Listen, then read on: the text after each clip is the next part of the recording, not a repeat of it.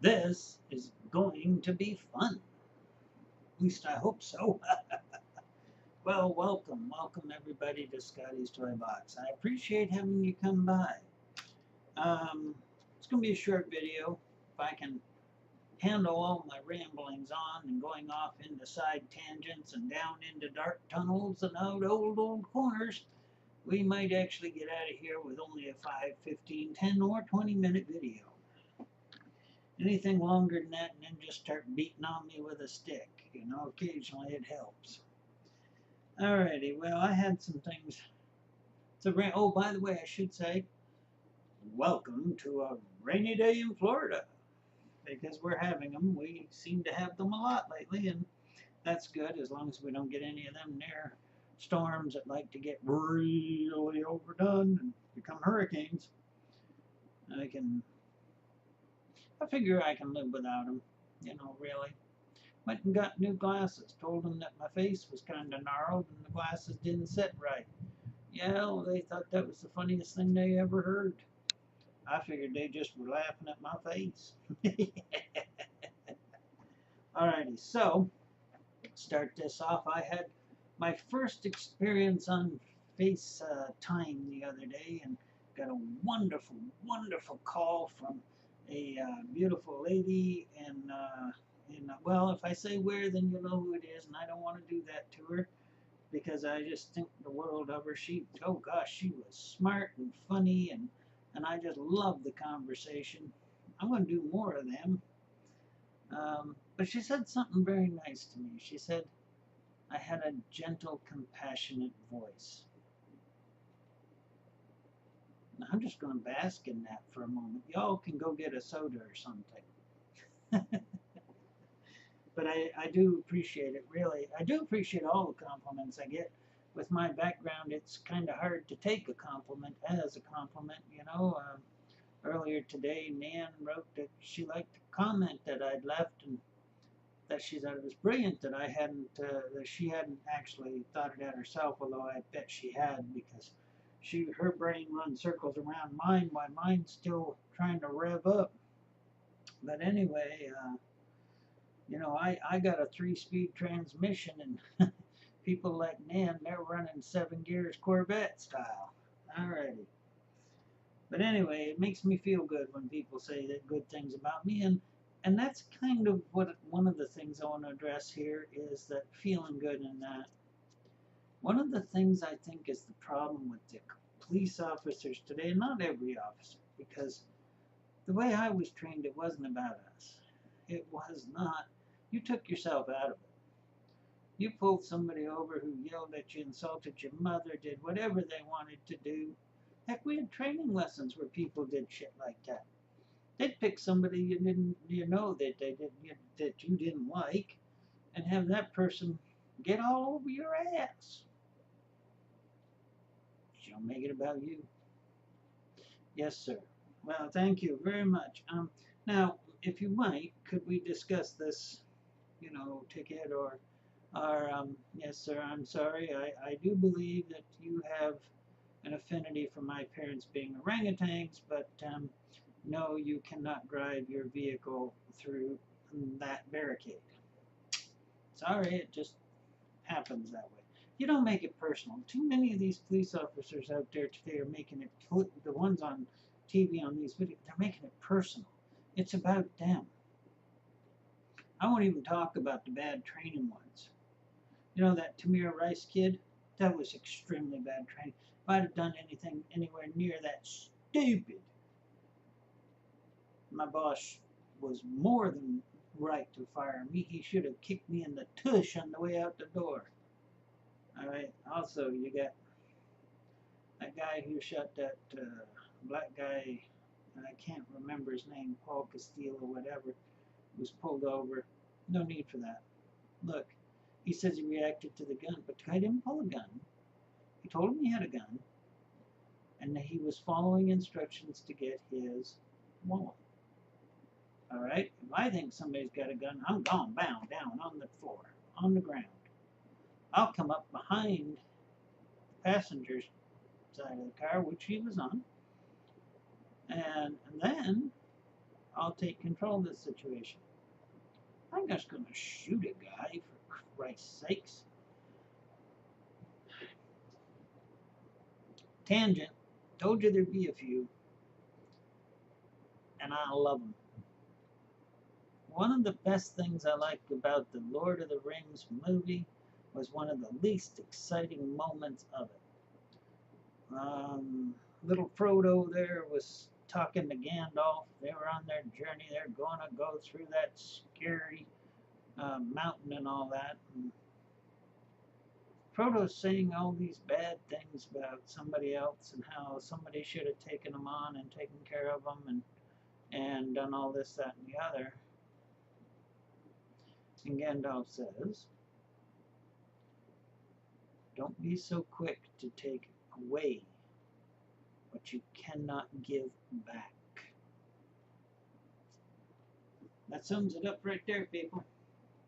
I ain't taking nothing away from anybody without a dang good reason that I can't give back. And since I ain't been given the power to give life, I'm not going to take it unless I have to. And since I haven't had the power to feed a nation, I'm not going to take away food stamps and other things that do. So anyway, I'd like to just make that the national motto. Don't take away anything you cannot give back. So, all right, so I got a couple other things to talk about here. I know, it got a little sidetracked. We meandered off the trail, back on now. The horses are still pulling the wagon, thank goodness. Oh, I wanted to mention, I've kind of noticed that on some of my comments and that, they look like they're written by somebody who English is a fifth language. I often make the joke English is a second language to me, and I was born here. Well, the truth is, people, I have neuropathy. I have all the arthritises except rheumatoid. Missed that one. They think I got lupus, but they can't prove it because the blood test comes back negative, but it comes back negative for 4% of the people anyway. My hands hurt, they ache, and I got tremors now, sadly, and I got this little jerky motion that happens. So I'm over there typing, just like I learned in school. A quick brown fox jumps over the lazy dog. Bum, bum, bum, bum, bum. You know, just typing away. Thoughts running in my head. Well, let's back that up. Thoughts stumbling around up there. And I look up, and I got to correct all these words. Luckily, there's spell check on this thing. So go over here, spell check that, drop the thing. Then I have to go into my personal dictionary because I don't ever add anything in there because I can't spell it anyway. But the goddamn times my hand shakes and that, I end up adding to the dictionary the wrong spelling of the word, and I have to catch it. So then I go back and I try to read through it, and I'm not a good proofreader. I try. I know I got to do better. I'm not saying anybody's wrong. I got to do better. I sometimes miss the right words. Don't put in the knots when it's supposed to be can not, and it comes out can, and the other thing. So kind of when I write a comment, kind of try to read it as though it was written by a second grader. They say, are you smarter than a fifth grader? I say, I want to get there first. But just kind of try to fill in the gaps. Like my eyes fill in the gaps when I try to proofread it. You don't know how many times I've proofread something, gone out to get a soda, come back, and oh my goodness, I missed that word, and I should have spelt that one with a capital, and oh, what the, you know, the intent is there. The what I'm trying to say is there. You just kind of got to yank it at it. If you ever have any questions, just let me know. I'm sorry about that. I'm doing the best I can. I went originally at one point when my hands were so swollen that I couldn't type at all. I went to all videos, and people begged me not to do that anymore. Well, I can understand that. All right, science versus church, Christians giving death threats. Let's just cut that right down to about science. Look, I don't see why Christianity or Islam or Hindu or Peter Pepper piped a pepper can't get along with fine science. Science is provable stuff, evidence. I hate this. I hate this. Well, it's only out there, eh? Do you even know what that means, sir? You're teaching your kid to interrupt the teacher and say, it's only a theory. It's a scientific theory, which means that it's above laws, above facts. You know, it's a bunch of facts that made a law that they figured out happens every time. And we have a bunch of them that I would kind of hate to get in the middle of disregarding, sort of like the theory of gravity. That one really gets me because I fall on my face fast enough to know gravity works. I tell you what, get a bum leg and go to stand up and step forward sometime. You'll find out gravity's a real nasty customer, especially after a beer. Anyway, there's no reason science and Christianity can't get along. If you drop that dang idea that the Bible is it's just if you drop the idea that the Bible is a literary or literal, that's the word I want. Oh, I didn't think I was going to get there. I feel like I'm going to flush in a sweat. Anyway, literal. The Bible is not literal. It's a collection of fables, whatever, attempts to govern. It's got some little history in there to make people feel good. But you know what? It ain't true, it ain't right, it ain't historical, it's fables and parables, and you know what? But there is something you can take from it. And the same with Islam, and the same with all the Beowulf, for goodness sakes, had a great moral. Hero goes out to take down the evil that's attacking the village, the creature. I shouldn't have said evil, I should have said the creature. We don't know if the creature's really evil, you know. I mean, my point is, leave philosophy with gods and science for everything else. Okay? We can debate gods all you want. But if you start thinking that this one book whose history can't even be proved and is miscopied, you ever play the telephone game? Well, we have 3 people living in this house, and we can say something to one person, expecting to pass it on to another, and by the time he gets back to you, you go, what? I didn't say that. Why are you tearing the toilet out? Well, Ron told me you said, you know, and I'm like, no, I said maybe one of us ought to clean the toilet today. I didn't say anything about sledgehammering her. But anyway, see, that's what I mean. It gets all screwed up. Take the book. I got good Christian friends. And this, I'm going to get to this in just a minute. I got people who come to my blog who worship a deity. It's okay. That's their right. I support that right. But their deity is not based, I mean, they got the ideas for their deity from that book, but they took that book and they took all the best things a deity could be, and they said, there, that's the deity for me. I have no problem with that. You know, this genocidal stuff of wiping out all the earth and this incest stuff of men getting it on with their daughters to repopulate the earth and you know, ordering angels to kill and first son things and all that. That's crap. Gods don't do that. Or they shouldn't be gods. Or wouldn't be gods, actually. They'd just be advanced beings that shoot, you know. I suppose if somebody come down here and could do all sorts of magics and miracles, we might think they're gods, but they might just be advanced beings or beings different from us, you know. It's in the talent. You know what they're going to do. You know what they are by what they do. If what they do is good and helpful and that, then okay. But you can't go by that book because that book is nasty. And so I got into it with Wally a little bit today. I'm going to go right to this and make it the ending because we're already 15 minutes long. I told you we'd get to 20 if we worked on it. All right. I wrote a comment on Wally's blog that he posted that God knew you when you were in the womb. He knew you for this. He knew you for that.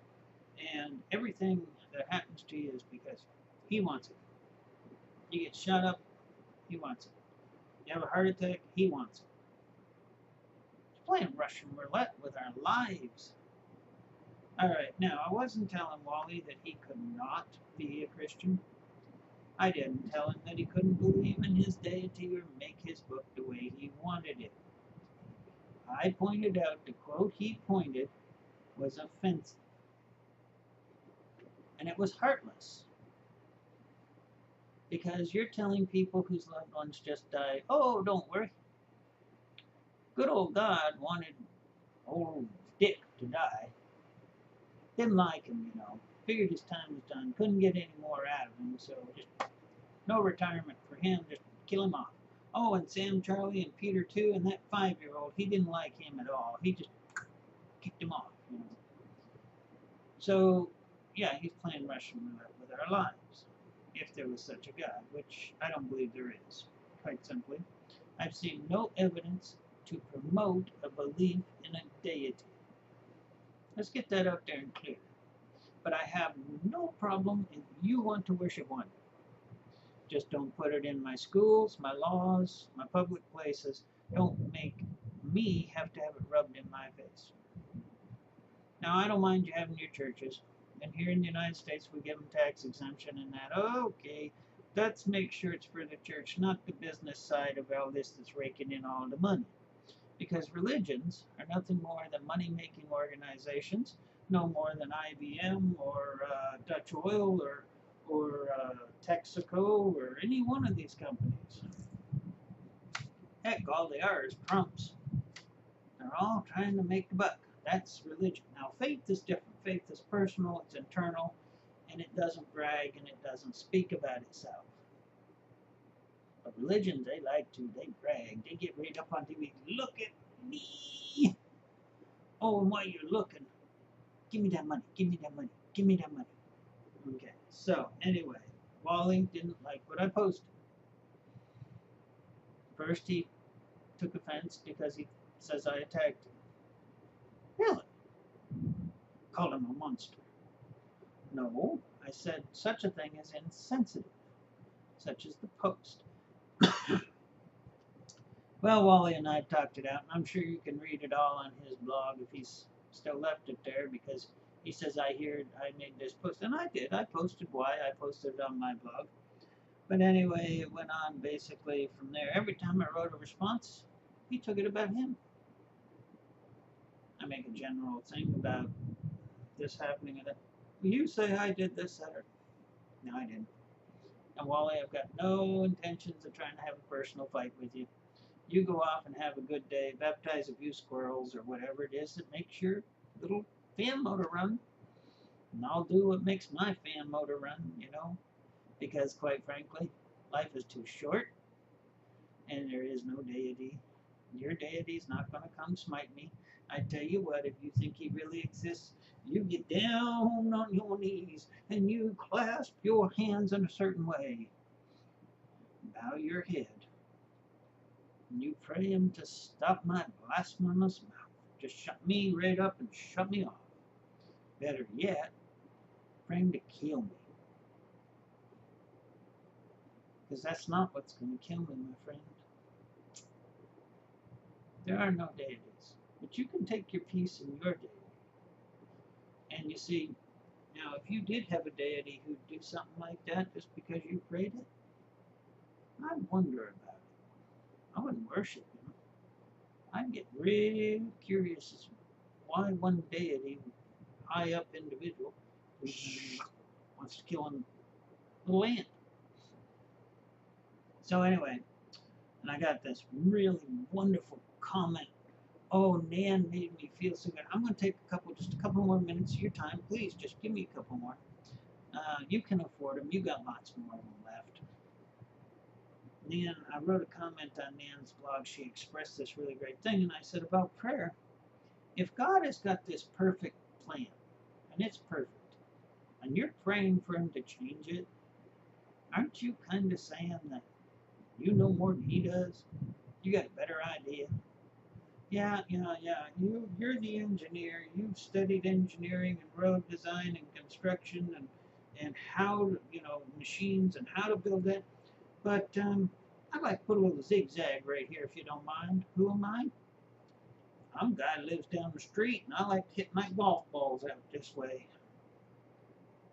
That's about the way a prayer sounds to me. She thought it was an interesting way to look at it. Of course, a lot of people think the way I see things is interesting. Most of them wonder if I'm allowed out of the home or not. Alrighty, everybody be happy, be well, be excited, enjoy your life because that's what we got life for. And got any questions, comments, or whatever, just send them on my way. Be well, be happy. Many hugs.